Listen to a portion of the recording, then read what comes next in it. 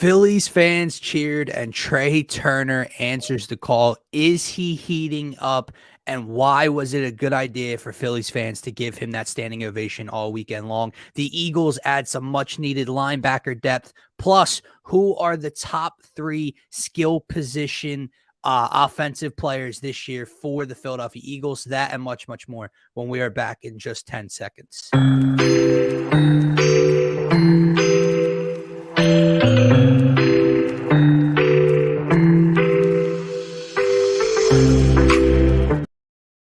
What is going on, everybody? Welcome back to the Phaithful Phanatics show live here on DSM-Media's Facebook, YouTube, and Twitter channels. If you guys are new to the channel, first and foremost, make sure you check us out on Twitter at DSM_media. Hit that follow button. We greatly appreciate it. While you're over on the page, make sure to check out the link tree in our bio. It will take you to every social media platform. We are available on Facebook, Instagram, TikTok, all of that good stuff. But if you guys want to be interactive throughout today's show or any of our shows here at DSM, make sure you are subscribed to the YouTube channel. DSM-Media-Philadelphia is where you can find the Phaithful Phanatics show live every Monday, Wednesday, and Friday at 8 a.m., plus all of our DSM pregame lives.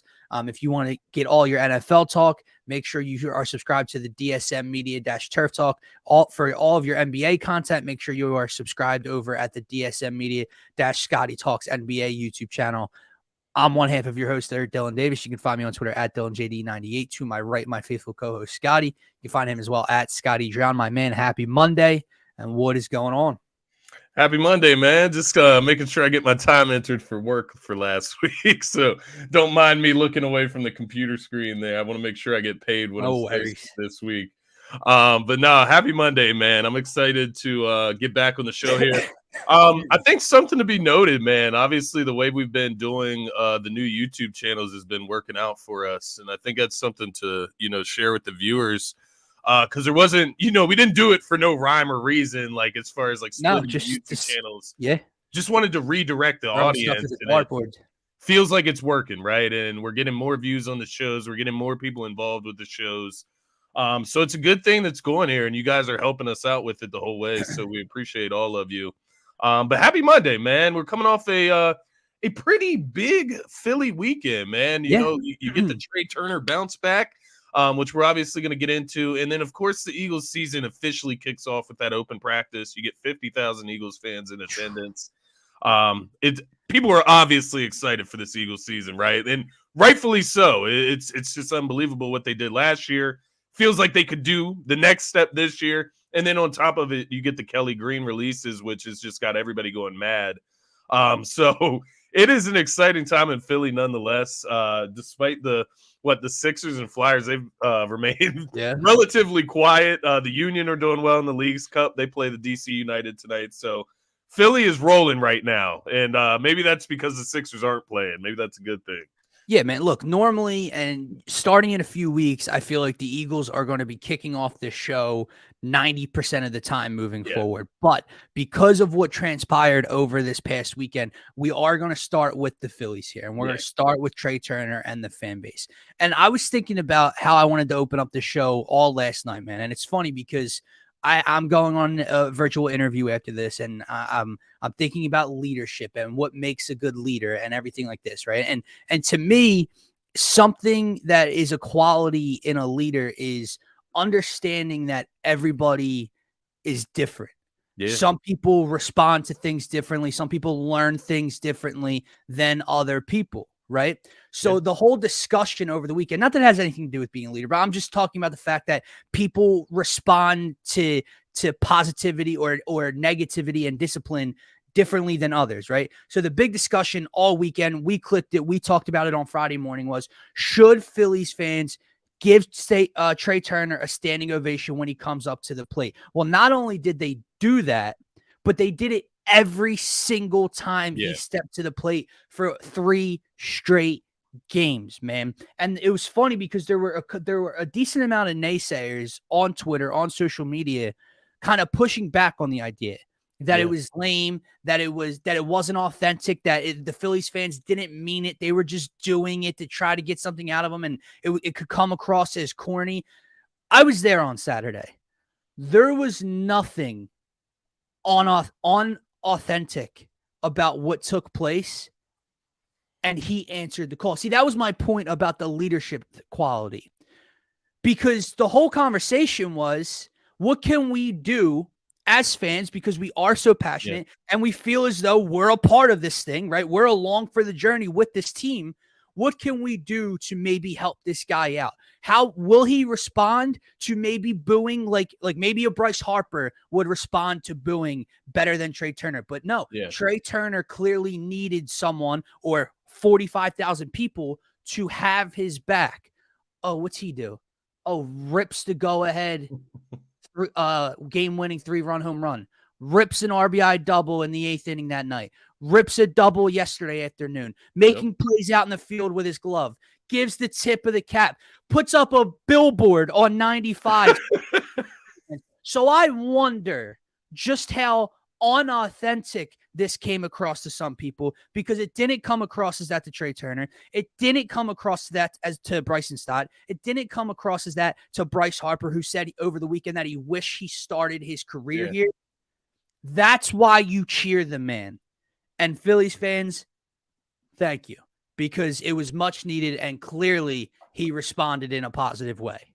No, I completely agree with everything you said there, and I honestly, after Saturday's showcase, I couldn't wait to get to the morning show this Monday, because of all the people that were saying how it was like such a dumb idea, and how there was the running narrative, and shout out to Drew Smith from the Liberty Line. That's my guy. Like I get along with him pretty well, but he was one of the naysayers that said, the cheering won't do anything. Like, we think we're very full of ourselves if we think that we can change the trajectory of someone's season, a professional athlete's season. And, I think when I read that tweet, I wanted to comment back to it, but it wasn't worth it to me. It's just like, I'm not going to sit here and argue about if we can influence players and professional athletes. Right. But like, when you look back on the trajectory of some players in Philadelphia, the one thing that you can prove is that negativity, that Negadelphia mindset, can ruin players. Mm-hmm. And that's the other side of the conversation. Maybe applauding and standing ovation doesn't do it for guys, right? But it does seem like it did it for Trea. I'm not saying that. But on the other side of that, we've seen guys like Jalen Reagor get in his own head, and it completely ruined his career here in Philadelphia. Carson Wentz, right? Ben Simmons, down the line. Markelle Fultz, the negativity doesn't work all the time for every player. And to your point, that's why you just try something different with your $300 million 10-year man. Like, that's what you do. And you go out there and you show the support to him, and he repays you, man. I don't know if it was just the fans, right. It could have had nothing to do with it. Maybe it's him figuring it out. Maybe it was. Right. We don't need to take credit for it. No. But what we can say is that we did not deter him from a turnaround. If anything, we sparked it, if this is the moment where Trea Turner turns it around. And I just thought it was, a beautiful representation of what Philadelphia really is. We try to paint this picture of we don't care and nobody likes us. And that's fine. From the outside perspective, that's true. Right. We don't care if other fan bases like us. The team. We're talking about the we're players there to support in this city. This is what we are fans for these players, for these professional athletes. And so I thought that was a beautiful moment where Trea was able to come through specifically on Saturday and ultimately drive this Phillies team to a win. He had the home run, right? The 3-shot home run. And then he had a double to get somebody home later in that game. Ends up putting this game away 9-6 and gives the Phillies a lead, and then extends their lead later in the game. Then obviously he had three straight hit games this weekend, right? He got a hit in all 3 games. Obviously didn't win the one on Friday, which to that point, I did want to point that out. That is just so Philadelphia. We'll circle back to it with Aaron Nola. It's so Philadelphia to lose that game in that moment. Don't worry, we're not letting Aaron Nola off the hook. We'll come back to him. I just want to focus on Trea Turner for a few more minutes. To end the point from my perspective here, it was just a beautiful moment for Trea Turner, and something I really hit home for me was him talking about his mom's reaction to it. And that's a whole other situation when your mom is sitting there, your parents, your family, your wife, your kids, whatever the case may be. They're sitting there. They watch this entire fan base come behind you and support you in a moment where you're very down. I just thought that was very beautiful. And shout out to the Phillies fans that got out there, man. Shout out to you on Saturday. Shout out to all the Phillies fans that supported Trea and this Phillies team throughout the weekend, because I think this could be a turning point, man. Yep. It could be a turning point in the season. And I not to think, say that we've been playing bad, but just a turning point. And for him, let's turn it on. We're ready for the playoffs. On Friday, you hit the nail right on the head. He is that difference maker if he figures this thing out, man. Yeah. Like, he's not just another guy. He's not just another bat in the lineup that can help come playoff time. It's Trea effing Turner. If he figures this thing out, he's what can push the Phillies over the line, get them to the finish line, right? Yeah. Listen, it could have nothing to do with it, right? Trea Turner hitting that home run could not correlate with the fans giving him a standing ovation and having his back. But I think the tweet that you pointed out is where I come from, right? Like, he's basically saying we're foolish if we think we can have any impact on a professional athlete's trajectory or season. Strip it all down. Strip the money down. Strip the fame. Strip the uniform. Strip it all down. What are they at the end of the day? Human beings. And that's why I related the leadership thing and everything and everyone being different and responding to different things to their own, because that's it. That's it right there. Yeah. Trea Turner wasn't responding to the boos. Yeah. The body, dude, he didn't even want to look a camera into the lens. He didn't want to look reporters into their eyes because he was so down and out and so bad after that Miami loss and so embarrassed. Do you think he was going to respond with a kick in the ass? Right. No. In his home stadium, like, you know what I mean? Like, his home ballpark, he needs to come back and be booed. And, like, to your point, when you bring that to a holistic perspective, if that's how you feel that fans don't, interfere or influence the game or influence these athletes, then don't boo either, right? If you don't want to see the negative product, you boo. You think that that's going to motivate the team. Well, that's not going to have an effect either, right? If the praise doesn't work, then the boos don't work. And I saw a couple different. We like to boo. Guys from WIP that I get along with that were basically, before they ever did it, or even after the Friday night, still calling it corny, and that was ridiculous. They feel like it was, again, unauthentic. It was fake, it was phony, it was corny because the Phillies fans didn't actually want to cheer. They just did it to put on this show and to prove to people that they could be nice, right? And my point is, I just saw a TikTok not too long ago, of a guy explaining why we say we. Like, when we talk about our favorite sports teams, we say we, like we're a part of the team. We put on the uniform and we're a part of because that's how we feel here. There was nothing phony about that because we legitimately thought this could help motivate a guy we need to be successful. Not because we wanted to show other fan bases that we can be nice to our players. Listen, if the team's playing bad, if they would have lost on Saturday night to Kansas City after losing Friday night, you're damn right the boos would have been raining down. That's the team. If they're not performing well, you're a fan, you paid money, you get to boo. It's why the Eagles get booed at halftime sometimes when they have a bad last season. It happened. They could be 8-0, but get booed at halftime because they're down 14-3 or something, right? But when we're talking about one individual and trying to figure something out together, that's the route they decided to go. And again, could have nothing to do with it. They could not correlate or intersect whatsoever. I find it hard to believe, though. To the people that call it corny, like, well, one, maybe it is corny, right? Maybe it is, and if it is it corny that Trea Turner hit a home run and won the game on Saturday? Like, is that corny? Like, that's what I mean. Like, there's nothing wrong with being corny at the end of the day. Because sports and dreams and fulfilling dreams and winning championships, all of that is corny, right? Like, it is all corny. We get all excited because our professional sports team wins a championship, wins the Super Bowl, whatever the case may be. It's all corny, right? Like, whatever. It's just let me say this. But, like, I didn't understand that perspective, because looking at it from my perspective, you're cheering for what you want Trea Turner to be. You're not cheering for what he has done or what he is. We begged him to come to this city, to this team, and we're cheering for what we believe that he can fulfill on this team. It's not corny. It's not to keep going back to your boy's tweet and rip it apart, because again, it was just one, like, whatever. But it's a perspective, because that's a Philly perspective right now. But my thing is, again, that basically what I got from that tweet is we're foolish if we think we can change anything because they're here, like they're professional athletes and they don't like pay attention to anything. Well, after night one of them giving him a standing ovation, even after a bad loss to Kansas City, Bryson Stott felt the need to come out and say, like, this is why this is the best city in the world. Like, we hear things in the media.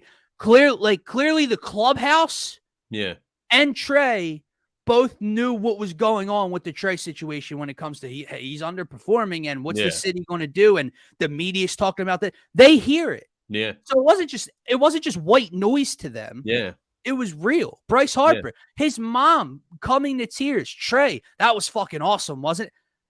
It was real, man. Trust me, it was as real gets, and hopefully it continues to pay dividends. That's the big thing too. They don't go right back on the road, right? Like they're home for 7 straight. They're home for 4 more against Washington. Yeah. So that's why I'm hoping this kind of little run can continue to heat up for Trea, because if they did that and then he went back on the road to like West Coast, to Washington or to somewhere, like maybe it wouldn't have continued to play out in a positive way. But we'll see what's going on, man. Good morning, happy Monday. Rams.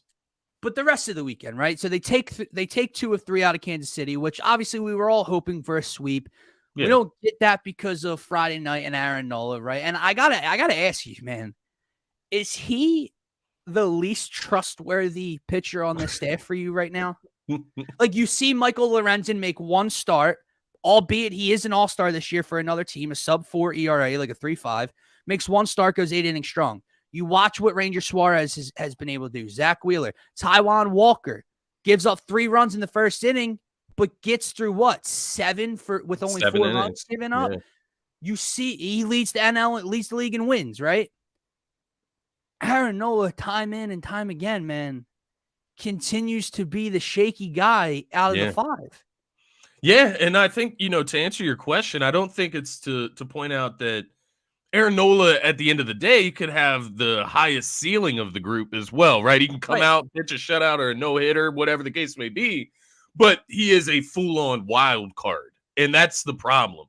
Because you come out, he could very well have the lowest floor of the group as well right now, and that's what you're pointing to, and that's what I believe as of right now. It's funny because, this whole conversation about Trea and standing ovation, the other side of the convo was people saying, well, why don't we give Aaron Nola a standing ovation as well while he shits the bed? But the difference there is that Aaron Nola has been doing this for seasons. This hasn't been just this season. All of a sudden Aaron Nola's, going through it. No, this is things in the bigger moments where Aaron Nola has crumbled in past seasons as well as this season, just being a full-on wild card. And I think the biggest thing with Aaron Nola is we offered him that extension and he denied that extension. And now he's playing probably even worse than what he was when he denied that extension, 100%. Right? He was still known as like at least the number 2 on this team. Like, well, I mean, think about before the World Series, he had a 3-week stretch heading into in the postseason where he's phenomenal. Yeah. And we kind of let that, I don't want to say cloud our judgment of him, but again, before last year's postseason run, you're right. Time and time again on these shows, we were sitting here talking, Aaron Nola is definitely not an ace like we used to think. And I don't even know if he's a 1B or a number 2 to Zach Wheeler. I don't know if he's Zach Wheeler's Robin to his Batman, right? And we kind of let that like 3-week stretch, 2-week stretch, kind of cast that aside. And we're like, oh, like that dude Knowles is on.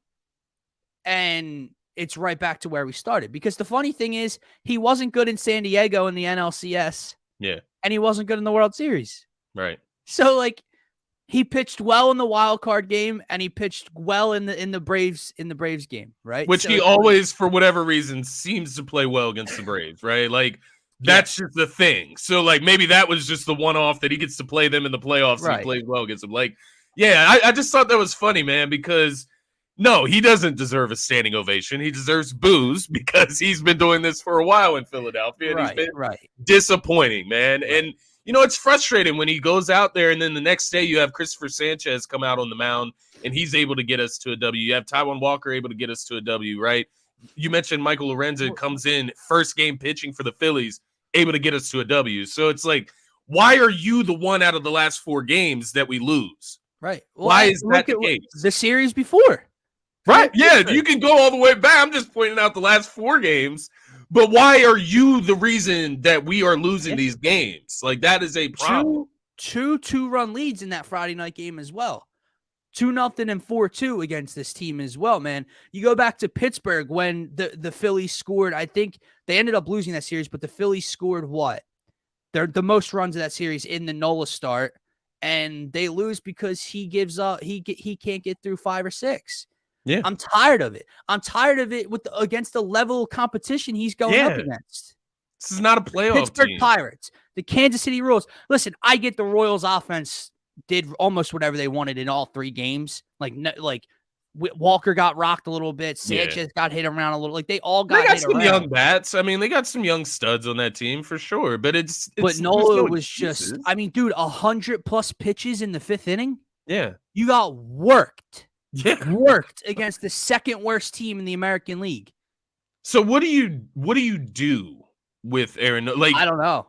You can't move him down the lineup, right? Like down the starting rotation. And the interesting thing is, statistically, he is better with 6 to 8 on an extra day's rest. So having that 6th starter in Lorenzen and Sanchez right now could help longevity, getting to the postseason. We knew him and Wheeler were tired once they hit the World Series last year. Maybe that plays a factor, but the ultimate goal is obviously what? Playoff baseball, right? And getting back to that mountaintop that is the World Series. And if you're asking me like who I would trust to put the ball in their hands more, dude, I would trust a Michael Lorenzen more than Aaron Nola. I would trust Ranger Suarez more than Aaron Nola. I might trust Taijuan Walker more than Aaron Nola right now. Because here's the thing. It's up. Remember, it's up here, right? Yeah. So Taijuan Walker gets his shit rocked in the 1st inning. Yeah. He battles through 7 and only gives up 1 more run, allows his team a chance to win the game. They do. If Nola gets his shit rocked early in the game, there's no coming back from that. Yeah, he crumbles. Oh, in that very inning. Crumble cookie. So he scares me in a big moment right now, man. I got to see him work his way out of this. Not one, because we've seen it, right? Remember when he went 8 strong in Houston and they beat the Astros earlier on in the year, and we're like, that's the Aaron Nola I'm looking for. And that's the thing. He got rocked. He has that in him, but like we just can't see it consistently. And to the point I was referencing earlier, just with like that is just such like a Philadelphia loss. Like not a Phillies loss, not a Sixers loss, not an Eagles loss. That's a Philadelphia loss right there.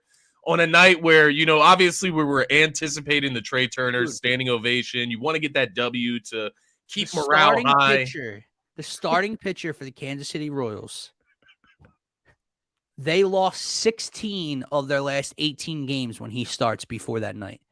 Same thing with the Pittsburgh series. Remember, it was Nola versus like Paskin, whatever. He had like a 9.18 ERA. If you looked on paper at the pitching matchups, Nola against Pittsburgh and Nola against KC were the 2 games that you should be able to check off and say those are our for sure wins. And they were both losses in the last 2 series. Last 2 or 3 series. It's pathetic right now, man. I want to get back on a positive note before we move on to the Eagles, though, because not only is Trey Turner heating up, his offense heating up. It's the Kansas City Royals, so I'm going to pump the brakes a bit. That ball's starting to elevate, Scotty. Yeah, that power's starting to travel and go, right? Alec Bohm, Bryce Harper, should have had multiple, right? Kyle Schwarber.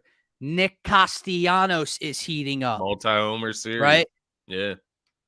That's why, in hindsight, again, because you need these guys to continue to play well and hit, but that's why Dave Dombrowski didn't go nuts at the deadline. Go nuts. Because trade away pieces you don't need to trade. What were we looking for? A corner outfielder? Possibly? Right. Hey, man, Rojas. Yeah. Well, now it stinks. Now Marsh is on the IL, so that stings. And that does hurt. In there. But when fully healthy, I'm cool with Rojas and Marsh in center and left. Yeah. Schwarber DHing, Bryce at first. I get it. But my point is, it's what everyone kept saying, man. None of it means anything. And Adam Duvall, Teoscar Hernandez, none of it meant anything if the top 5 or 6 guys don't start doing their jobs, and Bryce is starting to lift the ball and it's starting to travel, right? Bohm's hitting for power and in the 2-hole is so comfortable. Trea's heating up. Castellanos is heating back up. Schwarber ends like an 0 for 20 with a 500-foot piss missile to center field to take the lead, right? They're starting to hit for power. That's what this offense was built on, and that's what I need to continue to see over the next 7 games at home.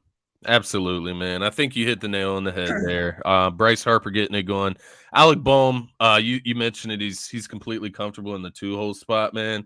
He's been incredible. He was incredible in that series. I didn't even mention Mr. Consistent Bryson Stott with the 3-run jack yesterday. Yeah, had a 3-run homer yesterday. I mean, everybody's showing the power this weekend. It was especially obviously good to see Trea show the power as well in that Saturday matchup. But yeah, Alec Bohm, man, what a 3-game. I think he and Trea are on a 3-game hit streak. 3 multi-hit games in his last 6. So he's had multiple hits in 3 of his last 6, hits in 5 of his last 6 games for Alec Bohm. Yeah, he's Mr. RBI for the Phils too, man. That's a difference maker. So, good stuff from the Phillies, man. I know it's 2 wins against the Royals. Both they had to come from behind, so it wasn't just pretty, right? But things feel like that August weather, the ball's starting to fly, this lineup. It feels like things are starting to fall into place. So we'll continue to see. They take on the Washington Nationals for 4 now at home. This could be a big month, man. This could be a big month for the Phillies, and they're standing in the playoffs. You got the Nationals, Twins, Blue Jays. Oh, by the way, where are they in the standings right now? They are in the 2nd wild card seed, and they're 3 games ahead. First, they're in the first wild card seed. They're tied. They're tied with the Giants, but they have the tiebreaker. Okay, I got you. And we play the Giants later this month, so you can take care of that. Yep. The Giants just got swept. Giants just lost the series to the Oakland Athletics. Okay. The Reds have lost like 5 or 6 straight. The Padres have lost it. All those teams. Yeah. Are the Marlins, the Diamondbacks falling right back down to earth while the Phillies are now 10 games over 500. Just how we like to see. Big. All right, man. We got about 20-ish minutes left in the show, so let's transition over to the Eagles. Before we get to our big segment of the day, Howie, right before the open practice last night, they worked both of them out. They decided to bring them in both on 1-year deals. Zach Cunningham, Miles Jack, inserted into this linebacker room with Nakobe Dean and Morrow and Christian Ellis, right? Yeah. Much needed depth. 2 veteran linebackers, right? Kind of similar, different timing of the season and year, right? But very similar to the Linval Joseph and Ndamukong Suh kind of signings, right? Identifies a weakness, brings in not 1 but 2 pieces that can help contribute. Both over the last 5 or 6 seasons are monsters in terms of tackle totals and numbers. So they're very active. They're around the ball. They get to, I believe it was Zach Cunningham. Dude, he gets to the ball quick, okay? Yeah. What are your thoughts on these 2 signings, right? Are we looking at, is one of them a starter? Obviously, we heard nothing but good things out of Nakobe Dean earlier on in camp, but over the last week or so, he's gotten nicked up. He hasn't practiced for a couple days. I was seeing reports that even when he was practicing, he wasn't with the number 1s for 2 straight days. A lot of question marks there. Could these guys come in and one of them start possibly? Yeah, I do think that you could get one of these guys to ultimately start for the Eagles this year. And I think it was a good move by Howie getting this in early and kind of getting ahead of it. Because if you looked around this team, it's between the safeties and the linebackers where you have the most question marks. Linebackers, I think, even to a further extent, right? Like you hear the guys like Sidney Brown, he's catching on very fast. You got Terrell Edmonds, who is a veteran, right? You got Reed Blankenship, who showed well last season. So the wild cards really are the linebackers. The safeties, you would like a little bit more help there, but the linebackers are where most of the concerns would come from right now. And to your point, Nakobe Dean, right, nicked up, injured. He came out of the draft. That was part of the problem, right? Why he fell is because of a shoulder injury. So you worry about that a little bit. And to your point, you bring in this depth in Zach Cunningham and Miles Jack. Now, I will say Miles Jack is like maybe the more exciting one for me. Just the one bigger name, right? I mean, he would probably be the one that would start if one of these guys do start. Zach Cunningham, he's interesting because like the last 2 seasons, he's only played like 10 games total. Mm-hmm.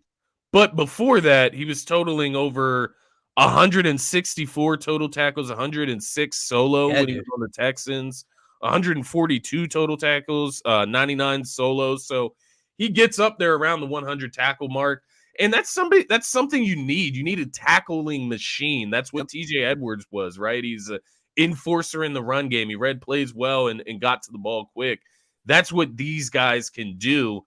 And then you have your other linebackers already on the team that can do some of the other things. We know Nakobe Dean can be that rangy linebacker, maybe excel in coverage. They've been working Nolan Smith out at outside linebacker as well, so getting him some reps.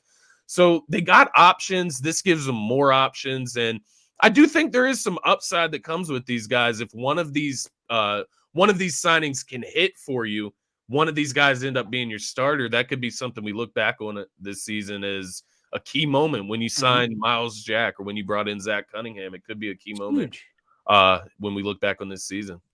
Yeah, you can never have enough pieces there, right? And you're hearing good reports about Nolan Smith's speed and using him in coverage and not just off the edge, right? So I'm sure Sean Desai and Howie's working side by side with the coaches to figure out what they need, right? And he answered the call in a big way. I'm excited. And to your point, I think it was important to get them in now, especially when you're talking about a new coordinator, new system, new scheme with all the guys. Let's get them acclimated before week 1 of the preseason and not in week 7, of the regular season. Exactly. When we're trying to just plug and play at that point, right? They can help in the run game. Miles Jack can get after the quarterback a bit. Yeah. So I think just pairing a veteran with Nakobe Dean as well. That's like part of the idea there, right? And the 2, right? And the 2, right? Like if Miles Jack, isn't still the kid, he's from UCLA, right? If he's not the kid out of UCLA anymore, well, then maybe Zach Cunningham still has something left in the tank. You know what I mean? Exactly. Like, you take just 2 throw flyers. one at the dartboard and hope that he works. You brought in both for injuries, for again, if one works, if one doesn't. Kind of, I think what you saw with Sue and Joseph, right? Like, what if Dominic Sue had nothing left in the gas tank, right? Yeah. So should help there. All and maybe you rotate them both in, right? Maybe that's part of the idea. 100%, well. Absolutely. Especially because, again, to your point, when you look at this linebacker room, there's no one that stands out head and shoulders above the rest, right? Like, we want Nakobe Dean to, but it doesn't sound like he's yet. Again, we haven't even played a preseason game, but he hasn't taken those reins and kind of run with them just yet, right? So we got to see there the Christian Ellis of the world, the Morrow of the world. Depth pieces, special team guys, that's fine. Not starting linebackers on a Super Bowl contender, especially with, like we said, that weaker safety room right behind that level as well. Could be a little bit of a concern. I like the 2 moves. Let's move on to our final segment of the show, and that is our top 3. We'll call it our top 3 offensive player of the year candidates for the Eagles, right? So excluding Jalen Hurts, because right? Obviously. And we didn't want to include the offensive line. Why? Because when we did our top 5 most important Eagles in total for this season, we had combined, we had Jalen, Lane, Mailata, and Kelsey. Well, where else are we putting people, right? So, exactly. So a little bit different. It's skill position only, excluding the O-line and Jalen. And it's not who's most important. It's who do we think has the biggest seasons, right? Production-wise, numbers, everything like that for this offense, man. At number 3, I'll let you go first. Who do you have at number 3 on your offensive player of the year list? Yeah, this is this list was tough, man. And I've gone a couple different ways over the last few days when we started thinking about this, but I went with number 3. I went with surprisingly AJ Brown. And I know this might catch people off guard because AJ Brown, he was probably the best weapon last year. I don't even think you have to put a probably by it, but it's not that I think he's going to take a step back. As we've heard Nick Sirianni talking about AJ, he feels that he's gotten even better. And I do believe they'll have the chemistry between him and Jalen Hurts. That's going to be even better this season. I don't think that's going to die down or become less or any type of regression there. I just think there's other people in this offense that are going to get acclimated and that are going to have how do I put this? a bigger impact on the season. And I Sure. guess I'll be able to explain that as we go up the list. And Impact I number-wise. Impact numbers-wise. Yeah, like the numbers that they put up, maybe AJ Brown has a better season per se, but the impact of the numbers from these other two guys on my list have a bigger impact on the offense long term and throughout the playoffs. So that's kind of the way I'm looking at it here. No shade to AJ Brown at all here. AJ Brown does it all. He's going to be a huge part of this offense. He is wide receiver one. They use him in the screens. They use him on the deep balls. They use him in the intermediate slant routes. They use him everywhere. He's an all-around wide receiver. He can do everything. He's a tank on top of it. And I expect big things from him. I don't expect him to come under 1,000 yards, anything like that. I expect him to have quite a few touchdowns, similar to last year. But just number 3 on my list as far as impact. And it's hard to maneuver around the wording there with AJ Brown. And maybe I'm just overthinking it a little bit too much there. But I think I'll be able to explain it better as we get to 2 and 1. No, I feel you, man. At number 2, I am going to agree with Hunter here, and I'm going to go with our newly acquired running back, DeAndre Swift. And the reason I don't have him higher is because while we do expect him to be RB1 and be involved in the pass game and everything like that, we still know what Nick Sirianni does with the running back carousel. Yeah. So while I do think he's top 3, and that's why he made the list for me, because I do think he is that difference maker of a weapon that they haven't had in the past. You see the way they're utilizing him in both ways, in the backfield and out of the backfield in training camp so far. I do believe there is a cap to how much he gets the ball this year, because you're still going to have your Rashad Penny. You're still going to have Gainwell. They'll find a way to use Boston Scott at times. Yeah. They're going to throw the ball. Jalen, I think he has a huge impact on the offense this year. That's a difference from last year. Yeah. But I think it's limited in terms of his total numbers, if that makes sense. Yeah, I think that's a fair perspective. Now, DeAndre Swift does come in number 2 on my list here. So he did come in above AJ. Now, once again, this is not to say Swift is going to have more receiving yards than AJ. No. He could have more scrimmage yards, though. He could. I think this is a season where you could see DeAndre Swift with like a 600 rushing yard type season, 600, 700 rushing yards, maybe 400 to 500 receiving yards as well in the passing game. And I think the reason I put him number 2 here is that impact that I'm talking about, and the ability to put him out there on the outside in the slot, put him out there on the outside as a wide receiver, put him in the backfield, right, with another running back maybe. You have so many different variations that you can use DeAndre Swift in this offense, and it is a completely new aspect to the offense, because to your point, they just didn't throw it to the running backs last year. That was just not a focal point of this offense.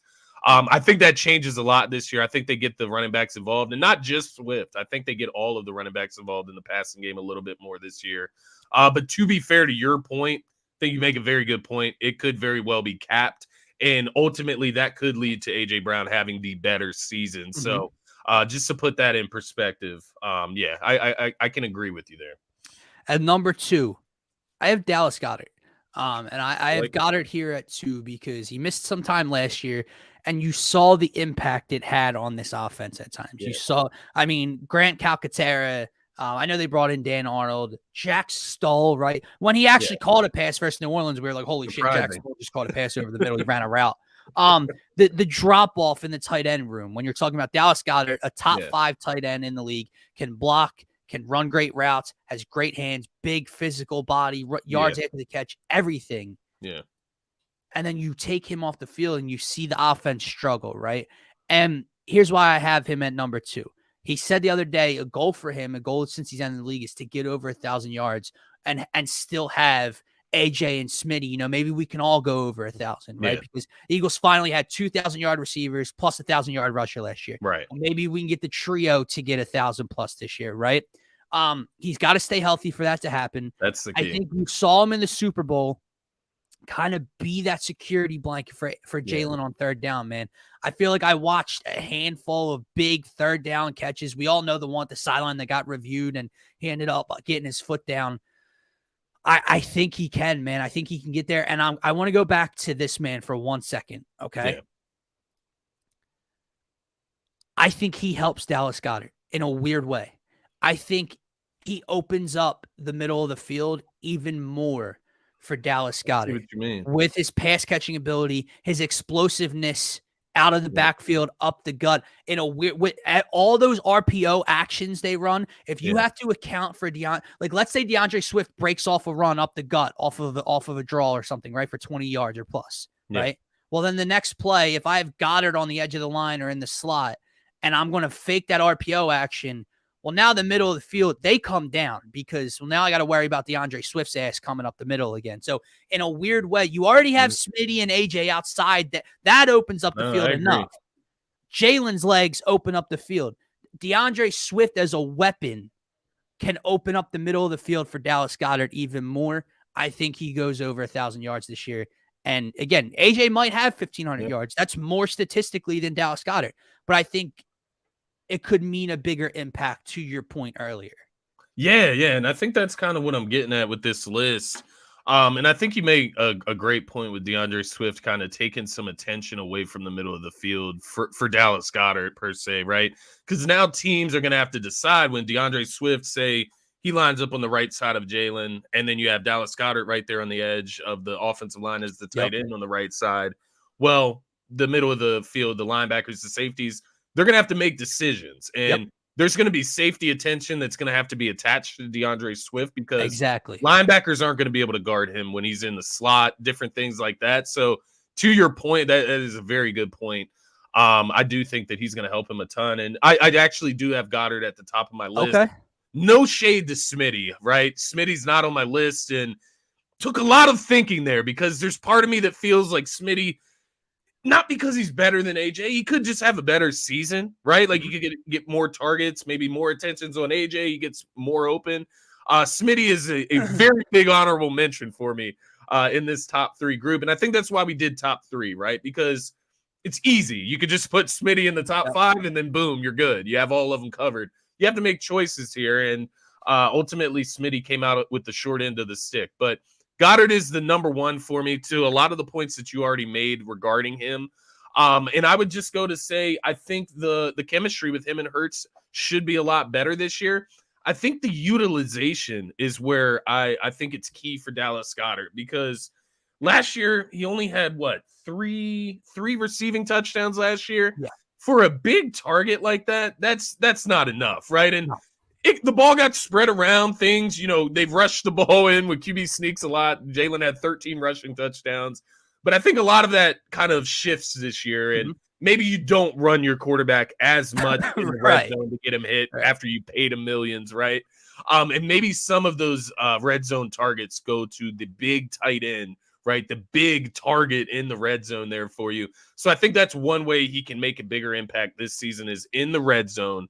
And then just staying healthy, to your point. I think if he plays all of the games last year, if he plays 17 games last year, he probably does get 1,000 yards. Like, I know we can sit here and calculate and prorate his stats, and we don't have to do that, right? Maybe he takes a fall anyways and doesn't get as much production, but 702 yards in 12 games, right? So he has 5 other games that he could have production in that could have very well got him 300 more yards.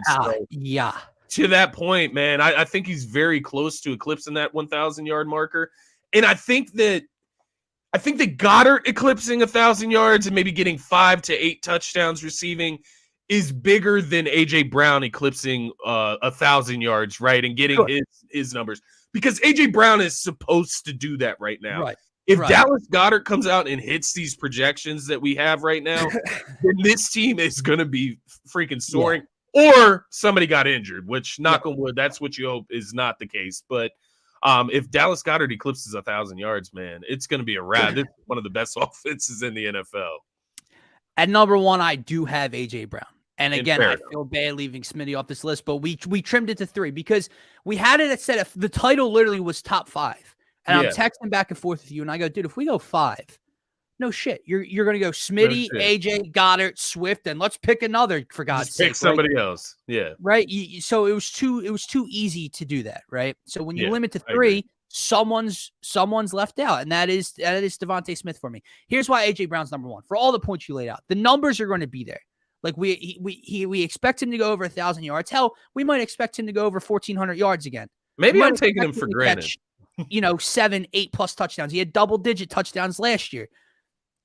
Everything involved, the skill, as you mentioned, the relationship with Jalen, Sirianni talking about how he looks even better in year 2 here in Philadelphia.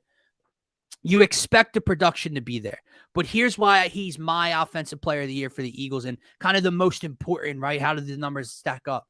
Yeah. I mean this in no disrespect to my man Dallas Goedert, who I put at 2. No disrespect to Devontae Smith. Anybody. Yeah. To me, and I love Smitty, man. Smitty's probably a top 15 wide receiver. He might be the best number 2 wide receiver in the league. We'll figure it out this week. A.J. Brown is the one guy they can't afford to lose. And he's also the one guy, if you lost the other 2, I still think you could stay afloat with him. That's the difference to me. I'm not saying Devontae Smith isn't great. And again, that was 2 years ago. That was both their rookie years, so it's hard to compare. But we've seen wide receiver 1 with Devontae Smith and Jalen. He didn't even get the ball in the first half of a playoff game. Again, 2 years ago, rookie year, I get that. Yeah. We've seen life without Dallas Goedert. It's not fun. It's not pretty, but they can survive. To me, if you take A.J. Brown off this field, you're hurting. And if you keep him on the field and you don't have Devontae Smith or you don't have Smith and Swift or whatever the combination of guys you're missing, I think A.J. Brown is that great and that dominant that him and Jalen and the others can survive and still find ways to win games in that just the Devontae Smith and Quez Watkins core isn't getting done. That's why I think he's the most important, because I think he's just flat out the most dominant skill position player this team has. Yeah, I think that's fair. It's a fair way to put it, man. There's part of me that wonders if, what it would look like with Dallas Goedert and Smitty just being like the main targets with this new improved Jalen Hurts, mind you. But no, I can't disagree. We see the impact that A.J. Brown has had on this team as soon as he got here last year in his first season. So turn this team into a Super Bowl contender instantly. And, a lot of it is you got to throw some respect to Jalen for improving, but obvious part of that 100%. Is bringing A.J. in. The attention, even if he's a decoy, sometimes we saw that in the playoff game against the Giants, I believe it was. Right. He's a decoy in that game, and it opens up things for other guys. So to your point, maybe I was taking A.J. Brown for granted. I think I may have looked at this list as what I want to happen for the Eagles to look the way I want them to look, if that makes sense. No, I hear. Listen, I think we chose him at 1 and 3 for different reasons. I have him at 1 because of the all that other stuff, right? Yeah. You have him at 3 because we expect the numbers to be here. I know that should come. He's still going to get 1,200 yards and 9 touchdowns, right? But if we expect him to do that, but then Goddard goes for 1,006 touchdowns, that's the difference maker in the Eagles getting there, right? Like AJ did that last year. They lost in the Super Bowl, but we expect that of him again. What else is different? I just have him that high because of all the other stuff and how dominant. Because he is the number 1 target in this offense. Let's not beat around the bush. This is wide receiver 1, target 1 in this offense. Right. So because again, man, listen, I know there are people out there that think, and they could be perfect, they could be 100% right, that think this is Devontae Smith's year statistically, and he gets more targets and more yards and touchdowns than AJ Brown. He might. I'm not arguing how great Smitty is. Does he do that without AJ Brown? Exactly. And then B, like, we did our wide receiver list. Who was top 7? Who didn't make the list? Yeah. So why would I come on here now and tell you that Devontae Smith is more important to the Eagles? Yeah. No, the top 10 wide receiver is, and the guy who's slightly out is slightly below him. Not way below him, slightly below him. There's literally. I'm not coming. I'm not saying anything. We're not shitting on Smitty, man. We know there's a world, man. No, Smitty's I just wanted to get that clear before someone decides to look and go, oh, look what they're saying. With that said, man, that is going to wrap up this Monday edition of the Phaithful Fanatics Show. Guys, don't forget, check us out on Twitter at DSM_media. Hit that follow button. We greatly, greatly appreciate it. But make sure you subscribe to the YouTube channel, DSM-Media-Philadelphia. Monday, Wednesday, and Friday, the home of the Phaithful Fanatics Show, plus all of our DSM pregame lives come Eagles and Sixers season. If you guys want to get all of your NFL content, make sure you are subscribed to DSM Media Turf Talk on YouTube. And if you want your NBA content, DSM Media Scotty Talks NBA. For myself, for my man Scotty, have a great rest of your Monday.